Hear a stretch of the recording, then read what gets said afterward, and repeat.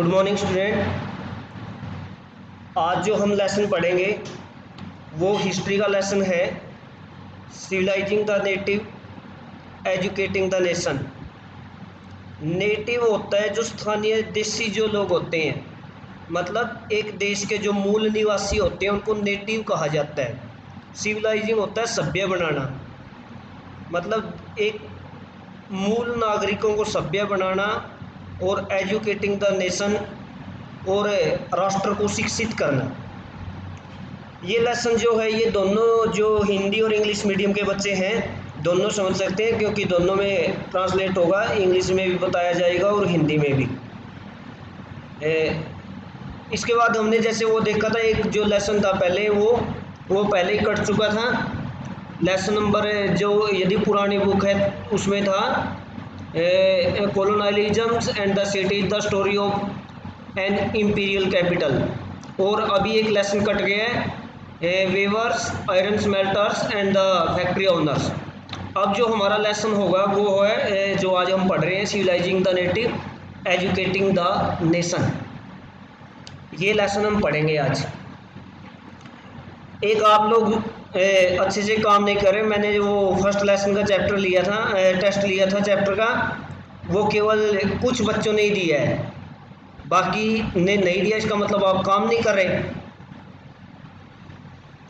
अब जो हम लेसन पढ़ रहे हैं वो है सिविलाइजिंग। जैसे हम पढ़ रहे हैं कि भारत में जैसे ही ब्रिटिश जो रूल था वो स्थापित हुआ, तो उन्होंने भारत की जो इकोनॉमिक या सोशल या रिलीजियस जो भी लाइफ थी कहीं न कहीं उसको इफेक्टेड किया। In the earlier chapter you have seen how British rule affected raja, nawab, peasants and the tribal. इससे पहले जो अध्याय था उसमें आपने देखा कि किस प्रकार से अंग्रेजी शासन ने भारत में जो राजा थे, नवाब थे, किसान थे या आदिवासी थे उनको प्रभावित किया। In this chapters we will try and understand what implications it had for the life of students. इस अध्याय में हम देखेंगे कि अंग्रेज़ों के जितने भी वो पॉलिसी थी उन्होंने जो भी प्रयास किए उनका विद्यार्थियों के जीवन पर क्या प्रभाव पड़ा। For the British in India wanted not only territorial conquest and control over revenue. अंग्रेज़ों के लिए अंग्रेज केवल भारत के क्षेत्रों को ही विजित नहीं करना चाहते थे, या जो राजस्व के जो स्रोत होते थे टैक्स इकट्ठा करने के, केवल उन्हीं के ऊपर नियंत्रण नहीं करना चाहते थे। दे आल्सो फेल्ट दैट, वो ये भी महसूस करते थे कि they had a cultural mission, कि उनका एक सांस्कृतिक मिशन भी है, योजना भी है। They had to civilise the native, कि यहाँ के जो मूल निवासी हैं उनको सभ्य बनाना भी हमारा कर्तव्य है। Change their custom and values, और उन लोगों के जो रीति रिवाज हैं या जो उनकी वैल्यू है उनको भी बदलना हमारा कर्तव्य है। What change were to be introduce, किस प्रकार के जो परिवर्तन थे वो लागू किए गए। How were Indians to be educated, भारतीय लोगों को किस प्रकार से शिक्षित किया जाए, उनको कैसे सभ्य बनाया जाए। And made into what the British believe were good subject, और किस प्रकार से उनको इस प्रकार से तैयार किया जाए जो अंग्रेज़ों को सही हो, मतलब भारतीय लोगों को ऐसी चीज़ों में विश्वास करने के लिए तैयार किया जाए जो अंग्रेज़ों के अनुसार उचित हो। The British could find no simple answer to this question, अंग्रेज़ों को इन प्रश्नों के उत्तर कोई आसानी से प्राप्त नहीं हुए। They continue to be debated for many decades, इन प्रश्नों के ऊपर उन्होंने लगातार कई दशकों तक, डिकेड होता है दशक, 10 सालों का जो समूह होता है उसको दशक कहा जाता है। तो कई दशकों तक अंग्रेज किस प्रकार से भारतीय लोगों को शिक्षित किया जाए, उनको सभ्य सिविलाइज किया जाए, इन चीज़ों के ऊपर चर्चा करते रहे।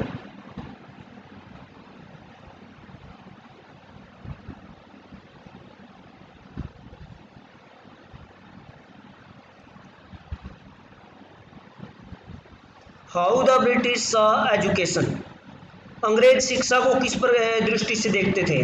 Late us look at what the British thoughts and did and how some of the ideas of education that we now take for granted evolve in the last 200 years.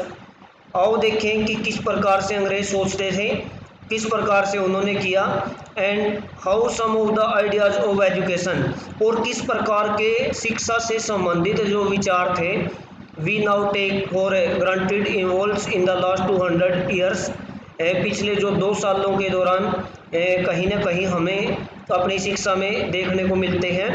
In the process of these inquiry, इन जांच पड़तालों के प्रक्रिया में, we will also see how Indians reacted to the British ideas, हम ये भी देखेंगे कि अंग्रेज़ों के जो विचार थे एजुकेशन के बारे में, भारतीय कस्टम रीति रिवाजों के बारे में, भारतीय लोगों ने उसके प्रति क्या प्रतिक्रिया की, क्या रिएक्ट किया भारतीय लोगों ने वेस्टर्न एजुकेशन के प्रति, and how they developed their ones view about how Indians were to be educated, और किस प्रकार से भारतीय लोगों ने अपना खुद का दृष्टिकोण निर्मित किया कि किस प्रकार से भारतीय लोगों को पढ़ाया जाना चाहिए। बहुत सारे लोग जो थे वो चाहते थे कि भारतीय लोगों को वेस्टर्न एजुकेशन से नहीं बल्कि जो इनकी जो मूल एजुकेशन है उसके अकॉर्डिंग पढ़ाया जाना चाहिए।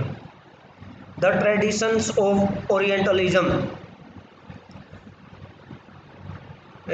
ओरिएंटलिज्म होता है प्राच्यवाद, ट्रेडिशन होती है परंपरा। भारत में प्राच्य जो परंपराएं थी शिक्षा की, इन 70 प्राच्य मीन्स प्राचीन, in 1783 a person name William Jones arrive in Calcutta. 1783 में एक व्यक्ति जिसका नाम विलियम जोन्स था वो कलकत्ता आया। He had an appointment as a junior judge at the Supreme Court that the company had set up.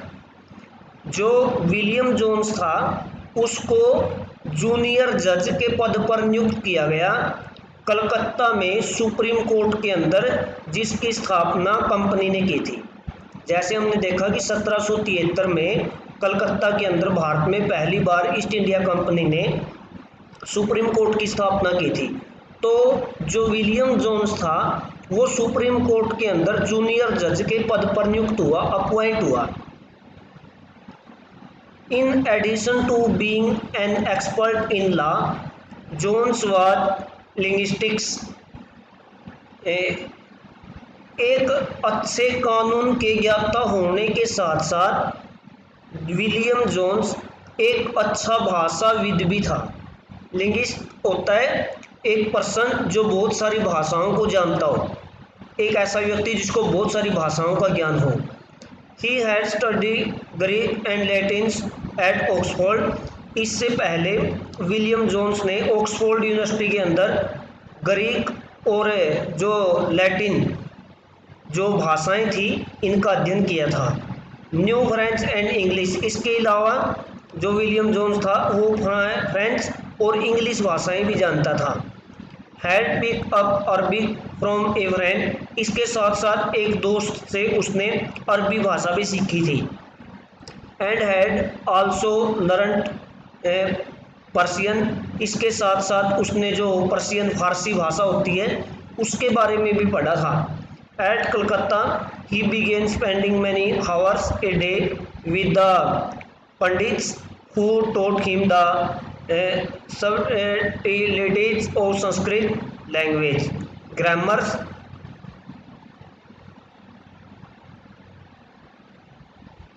and poetry। Calcutta में जब वो था तो अनेक जो ब्राह्मण थे उन्होंने उसने संस्कृत भाषा की जो संस्कृत भाषा थी उसकी जो व्याकरण थी या जो कविताएं थी उनके बारे में काफ़ी सीखा। Soon he was studying ancient Indian texts on law, philosophy, religions, politics, moralities, arithmetics, medicines and the other science। जल्दी ही उसने जो भारतीय प्राचीन पुस्तकें थी जो कानून से संबंधित थी, फिलोसफी दर्शन से संबंधित, धर्म से संबंधित, राजनीति से संबंधित नैतिकता से संबंधित, जो अर्थमेटिक्स से, मेडिसिन से, या जो अन्य अन्य विज्ञान होते हैं उनसे संबंधित जो पुस्तकें थी उनका उसने अध्ययन किया।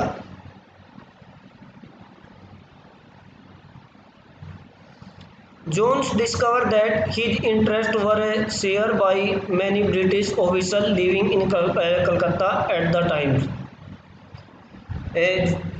जोन ने जो भी डिस्कवर किया था, उसने जो भी चीज़ें खोजी थी, दैट हिज इंटरेस्ट, जिसमें उसकी रुचि थी, were shares by many British officer, उनको अनेक अंग्रेज अधिकारियों के द्वारा शेयर किया गया जो कलकत्ता के अंदर उस समय रहते थे।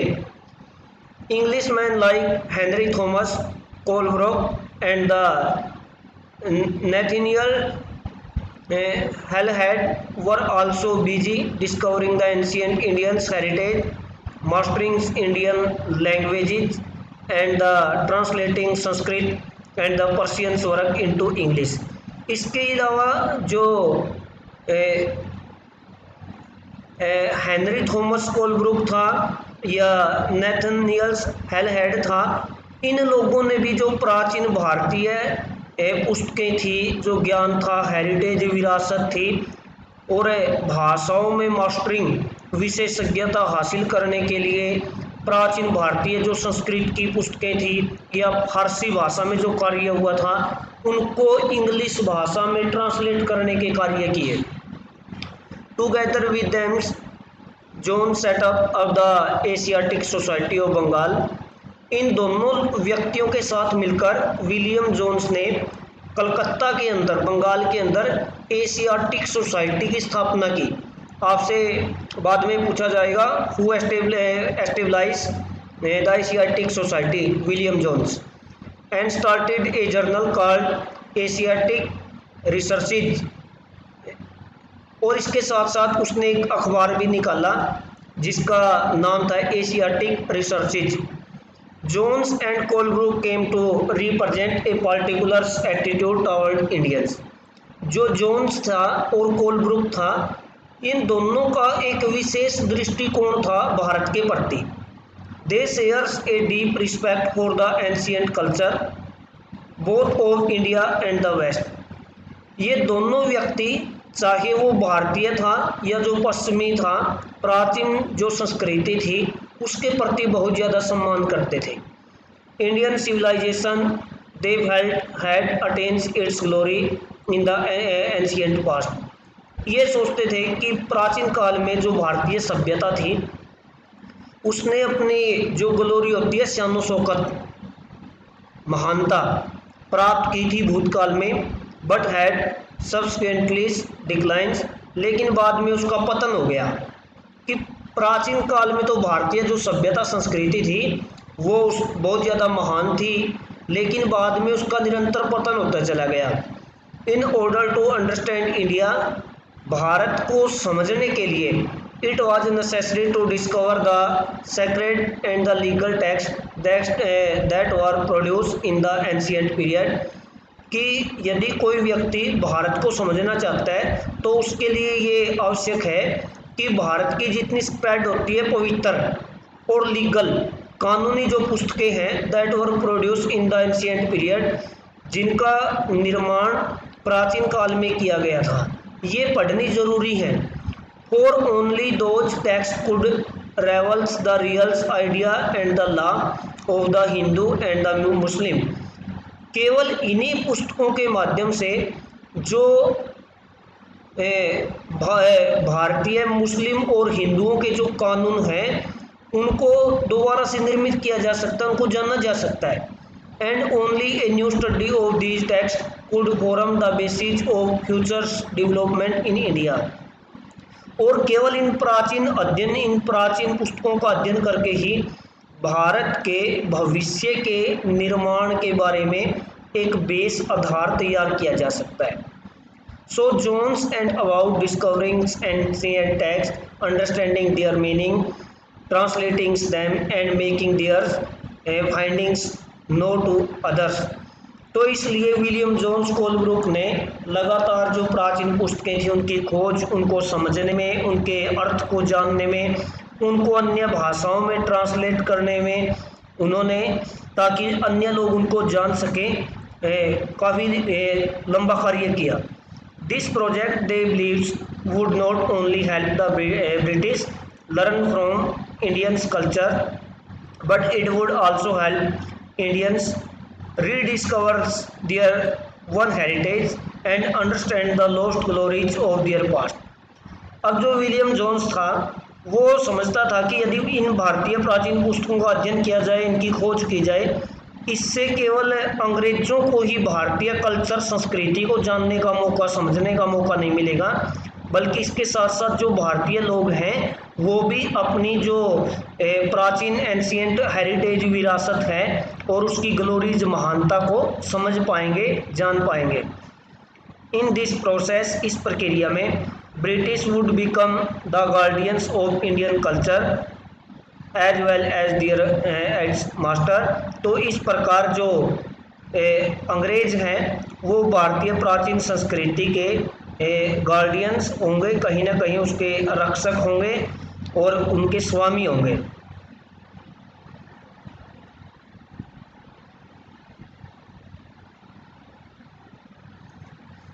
इन्फ्लुएंस बाय सच आइडियाज, इस प्रकार के विचारों से प्रभावित होकर many company officers argued that, अनेक कंपनी के अधिकारियों ने तर्क दिया कि the British out to promote Indians rather that western learning. अनेक ऐसे लोग थे जिन्होंने पश्चिमी शिक्षा के बजाय जो भारतीय शिक्षा पद्धति थी उसके प्रति कहीं ना कहीं अंग्रेज़ों को बढ़ावा देने के लिए प्रेरित किया कि हमें वेस्टर्न एजुकेशन, जो इंग्लैंड में या यूरोप में जो शिक्षा दी जाती है उसकी बजाय जो भारतीय एजुकेशन है, शिक्षा पद्धति है प्राचीन, उसको बढ़ावा देना चाहिए। कुछ लोग ऐसा समझते थे अंग्रेज। They felt that institution should be set up to encourage the study of ancient Indian text and teach Sanskrit and Persians literatures and poetry. इसलिए वो महसूस करते थे कि इंस्टीट्यूशन, जो संस्थान होते हैं, कॉलेज, यूनिवर्सिटी, ये स्थापित किए जाने चाहिए ताकि प्राचीन भारतीय पुस्तकों को, संस्कृत भाषा, फारसी भाषा के साहित्य, कविताओं को कहीं ना कहीं बढ़ावा दिया जा सके, उसको प्रोत्साहित किया जा सके। The officer also thought that Hindu and Muslim ought to be taught what they were already familiar with. कई ऑफिसर अधिकारी ये भी सोचते थे कि हिंदू और मुसलमानों को वो शिक्षा दी जानी चाहिए जो उनके लिए पहले से ही अनुकूलित है, मतलब जिसको वो पढ़ने के आदी हैं। And what they valued and treasured, जिसके प्रति उनको एक वैल्यू है या जो उनका एक कहीं ना कहीं प्राचीन उनकी एक समृद्ध है। Not subject that were aliens to them, alien to them. हमें वो, एलियन का मतलब होता है बाहर से आया हुआ, हमें उनको वो चीज़ें पढ़ानी चाहिए जो उनकी पहले विरासत है, कहीं ना कहीं जो उनके पूर्वजों ने ट्रेजर, वैल्यू, नैतिकता, ये चीज़ें दी है, न कि पश्चिमी शिक्षा उनके ऊपर, बाहर से आई हुई शिक्षा उनके ऊपर थोपनी चाहिए। Only them they believes could the British hope to win a place in the hearts of the native. केवल इन्हीं के माध्यम से जो अंग्रेज हैं वो भारतीय लोगों के हृदय को जीत सकेंगे या उसमें एक जगह बना पाएंगे। Only them could the aliens ruler expect to respected by their subject. और इसी के माध्यम से जो बाहर से आए हुए अंग्रेज शासक हैं, कहीं न कहीं वो जितने भी उनके सब्जेक्ट विषय हैं या वो जो भी काम कर रहे हैं, इसके प्रति तभी सम्मान उत्पन्न हो सकता है। With this object in view, Madras madrasa was set up in Calcutta in 1781 to promote the study of Arabic, Parsi and Islamic law. इस उद्देश्य की पूर्ति के लिए कलकत्ता के अंदर एक मदरसा स्थापित किया गया 1781 में, ताकि अरबी, फारसी और इस्लामिक कानूनों की शिक्षा दी जा सके। जैसे जो मुस्लिम जो शिक्षण संस्थान होते हैं, एजुकेशनल इंस्टीट्यूशन होते हैं, स्कूल होते हैं, उनको मदरसा कहा जाता है। जैसे हम हिंदू गुरुकुल कहते हैं, प्राचीन काल में गुरुकुल कहा जाता था, तो मुस्लिम जो शिक्षा संस्थान होते हैं, स्कूल होते थे, उनको मदरसा कहा जाता था। तो इस प्रकार पहला मदरसा 1781 में स्थापित किया गया अंग्रेजों के द्वारा। And the Hindu college was established in Banaras in 1791 to encourage the study of ancient Sanskrit text that would be useful for the administrations of the country। इसी प्रकार प्राचीन संस्कृत साहित्य को या प्राचीन पुस्तकों को जानने के लिए एक कॉलेज की स्थापना की गई 1791 में, हिंदू कॉलेज की बनारस के अंदर, ताकि भारतीय प्रशासन को चलाने में संस्कृत जो प्राचीन पुस्तकें हैं वो उपयोगी सिद्ध हो सके।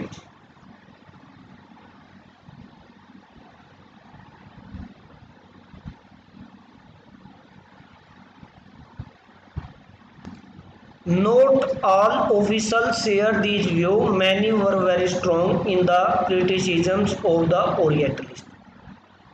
जो सारे अधिकारी थे वो इस दृष्टिकोण से सहमत नहीं थे, वो बहुत शक्तिशाली आलोचना करते थे। क्रिटिसिज्म होती है आलोचना करना, ओरिएंटलिस्ट प्राच्यवादियों की। ओरिएंटलिस्ट का मतलब होता है बच्चे प्राच्यवादी। Those person who fear the ancient text, literatures, philosophy to be read। वो लोग जो चाहते थे कि प्राचीन जो पुस्तकें हैं, संस्कृत भाषा है, साहित्य है, कविताएं हैं, दर्शन है, वो पढ़ाया जाना चाहिए, प्राचीन भारतीय ज्ञान, उनको कहा जाता था ओरिएंटलिस्ट, प्राच्यवादी। अब है grave errors of the East. From the early 19th century, many British officials began to criticize the Orientalist vision of the। 19वीं शताब्दी के शुरू से ही अनेक अंग्रेज अधिकारी थे, उन्होंने प्राचीन जो दृष्टिकोण था शिक्षा का, उसकी आलोचना करनी शुरू कर दी। They said that East was full of errors and unscientific thoughts। East का मतलब होता है पूर्व। जो ये चीन है, भारत है, ये जो देश हैं, इनको पूर्वी देश कहा जाता है, ईस्ट कहा जाता है। वेस्ट कहा जाता है जो यूरोप आ गया, पूरा जो यूरोपियन कंट्री आ गए, इनको वेस्ट कहा जाता है। अब उन्होंने कहा कि जो पूर्व का ज्ञान है, जो भारत में ज्ञान है, चीन में ज्ञान है, इन देशों में जो ज्ञान है, एशिया में जो ज्ञान है, ये पूरी तरह से गलतियों से भरा हुआ है एंड अनसाइंटिफिक, अवैज्ञानिक है। Eastern literature was non serious and light hearted. और जो पूर्वी ज्ञान है, जो पूर्वी साहित्य है, ये इसमें कोई गंभीरता नहीं है, या इसके अंदर कुछ भी ऐसी चीज़ नहीं है कि जो गहराई हो जिसमें। सो दे आर्ग्यू दैट, इसलिए उन्होंने तर्क दिया कि it was wrong on the part of the British to spend so much effort in the encouraging the study of Arabic and the Sanskrit language and literature। इसलिए उन्होंने ये तर्क देना शुरू कर दिया कि प्राचीन अरबी और संस्कृत भाषा के ऊपर, साहित्य के ऊपर जो पैसे खर्च करना है, ये पैसे की बर्बादी है। James mill was one of those who attack the orientalist. जो जेम्स मिल था वो उनमें से एक था जिसने प्राच्यवादियों के ऊपर हमले किए। The British efforts he declares should not to be teach what the native wanted और व्हाट दे रिस्पेक्टेड। अब जो जेम्स मिल था उसका कहना था कि जो अंग्रेज़ों के प्रयास हैं, जो वो भारतीय मूल लोगों को जो वो पढ़ाना चाहते हैं या सिखाना चाहते हैं और जिसके प्रति उनका सम्मान है, कहीं ना कहीं वो सही नहीं है। In order to please them and win a place in the, भारतीय लोगों को प्रसन्न करने के लिए या उनके हृदय में जगह बनाने के लिए the aim of education how to be teach what was useful and practical. उसका कहना था जेम्स मिल का कि शिक्षा का उद्देश्य ये होना चाहिए कि एक तो एजुकेशन का जो एम है how to be teach what was useful and practical, कि वो पढ़ाया जाना चाहिए जो उपयोगी है और जो प्रैक्टिकल व्यवहारिक है। प्राचीन पुस्तकें पढ़ाने से, प्राचीन कविताएं पढ़ाने से ये किसी का कुछ भला नहीं हो सकता। हमें वो शिक्षा पढ़ानी चाहिए भारतीय लोगों को जो व्यवहारिक हो, प्रैक्टिकल हो और जो उनके जीवन के लिए उपयोगी हो। ये कहना था जेम्स मिल का। So Indian should be made familiar with the scientific and the technical advances that the West had made. उसने कहा कि इसी के माध्यम से जो भारतीय लोग हैं जो वैज्ञानिक चीज़ें और जो तकनीकी जो उन्नति हुई पश्चिम के अंदर उसका लाभ उठा पाएंगे। Rather than with the poetry and the spread literatures of the Orient, जो प्राचीन या जो पवित्र साहित्य है उसकी वजह। By the 1830s the attack on the orientalist become sharper. 1830 के दौरान जो प्राच्यवादियों के ऊपर हमले थे वो और अधिक तीखे हो गए। One of the most outspoken and the influentials of the such critics of the times was Thomas Babington Macaulay. इस प्रकार जो सबसे आउटस्पोकन था, मतलब जिसने बिल्कुल खुलकर विरोध किया और जिसने बहुत खुलकर आलोचना की उस समय प्राचीन शिक्षा पद्धति की या ओरिएंटलिस्ट लोगों की, प्राच्यवादियों की, उसका नाम था Thomas Macaulay, Thomas Babington Macaulay. He saw India as an uncivilized country. अब जो थॉमस मैकाले था वो देखता था, उसकी नज़रों में जो भारत था वो एक असभ्य देश था। That need to be civilized. उसका सोचना था कि इस देश को सभ्य करने की आवश्यकता है। No branch of Eastern knowledge according to him could be compare to what England had produced. उसका मानना था कि जो पूर्वी ज्ञान की कोई भी शाखा उसकी तुलना भी नहीं की जा सकती, भारतीय ज्ञान की तुलना भी नहीं की जा सकती जो ज्ञान इंग्लैंड में उत्पन्न हुआ। Who could deny? Danny declares Macaulay that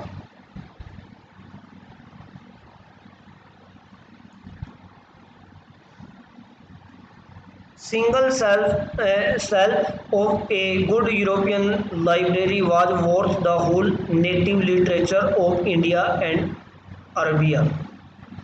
अब जो लॉर्ड मैकाले था, विविंगटन मैकाले था, उसने तर्क दिया कि जो जितना का जितना पूर्वी ज्ञान है, जो भारत में ज्ञान है, प्राचीन ऋग्वेद, ये वेदों में, पुराणों में जो ज्ञान है, या अरब का जो ज्ञान है, उसकी तुलना किसी ब्रिटिश लाइब्रेरी के एक जो अलमारी के अंदर जो सेल्फ होते हैं, जो खाने होते, उसके अंदर जो ज्ञान है उसके साथ भी नहीं की जा सकती।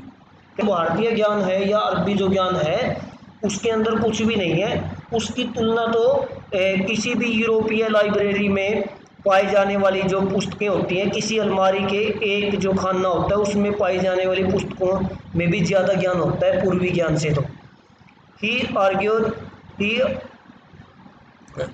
That the British stop wasting public money in promoting orientalist learning.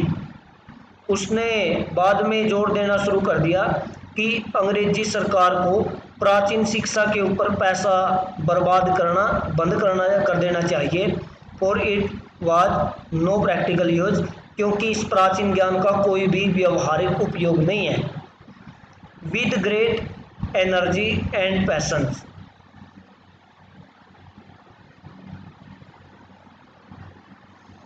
With great energy and the passion, Macaulay emphasized the need to teach the English language.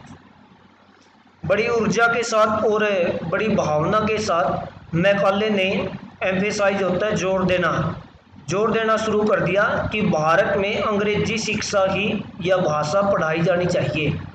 He felt that knowledge of English would allow Indians to read some of the finest literatures the world had produced.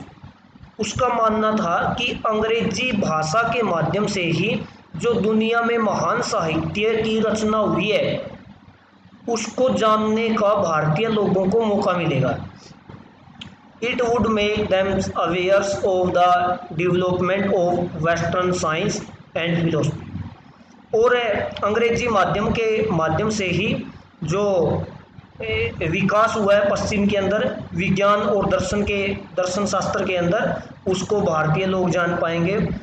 Teaching of English could thus be a way of civilizing peoples, changing their taste value and culture.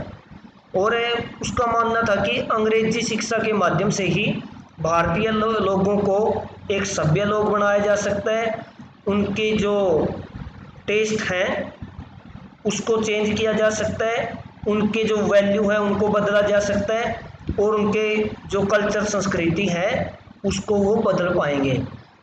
Following Macaulay's means the English Education Act of 1835 was introduce. Macaulay के द्वारा जो ये प्रयास किए गए इन्हीं के बावजूद 1835 में इंग्लिश एजुकेशन जो एक्ट कानून था वो लागू कर दिया गया. द डिसीजन वाज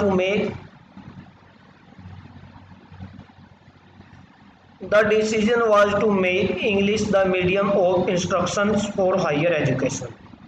निर्णय ये लिया गया था कि जो उच्च शिक्षा है हायर एजुकेशन है उसमें अंग्रेजी जो भाषा है वो माध्यम होगी पढ़ाने का. जैसे आज आप या तो इंग्लिश मीडियम से पढ़ते हो या हिंदी मीडियम से पढ़ते हो, तो उन्होंने 1835 में ये निर्णय लिया ब्रिटिश गवर्नमेंट ने कि जो उच्च शिक्षा है बच्चों की उसको पढ़ाने का माध्यम अंग्रेजी होगा. And to stop the promotion of the orientalist institution. और जो प्राच्यवादी संस्थान है जो संस्कृत या प्राचीन भाषाएं पढ़ाते हैं उनको अब बढ़ावा नहीं दिया जाएगा. लाइक द कलकत्ता मदरसा, चाहे वो कलकत्ता मदरसा है या बनारस संस्कृत कॉलेज था. These institutions were seen as temples of darkness that were falling themself into decay. English text book now began to be produce for the schools. जो ये प्राचीन भारतीय संस्थान थे जहाँ प्राचीन भाषाएं पढ़ाई जाती थी उनको कहीं न कहीं अज्ञानता के मंदिरों के रूप में जिन्होंने कहीं न कहीं भारतीय लोगों को एक प्रकार से पीछे धकेला. इसलिए जो अंग्रेजी भाषा में जो पुस्तकें थी वो अब बनाई जानी शुरू हो गई स्कूलों के लिए, विद्यालयों के लिए.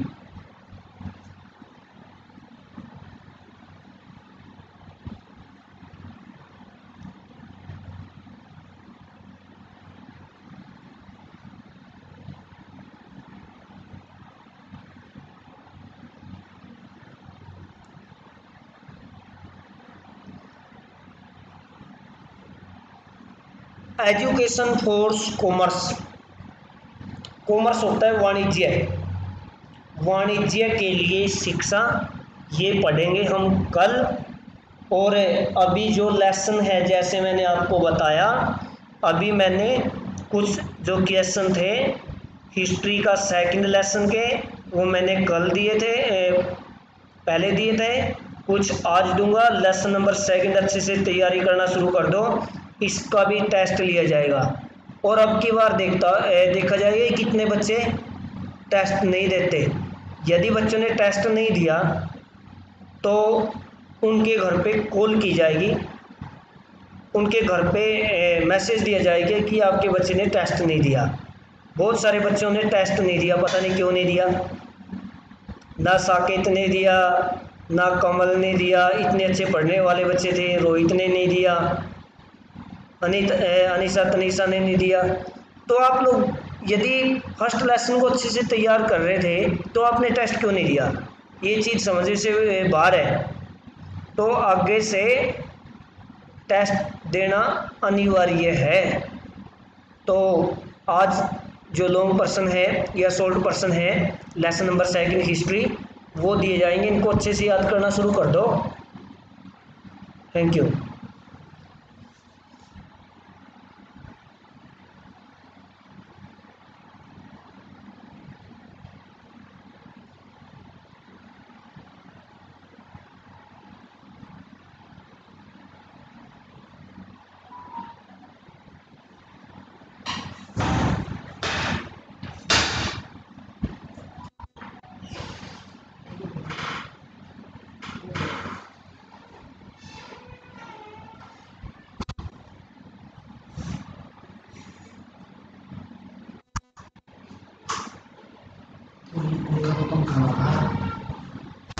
यहाँ से करते हैं।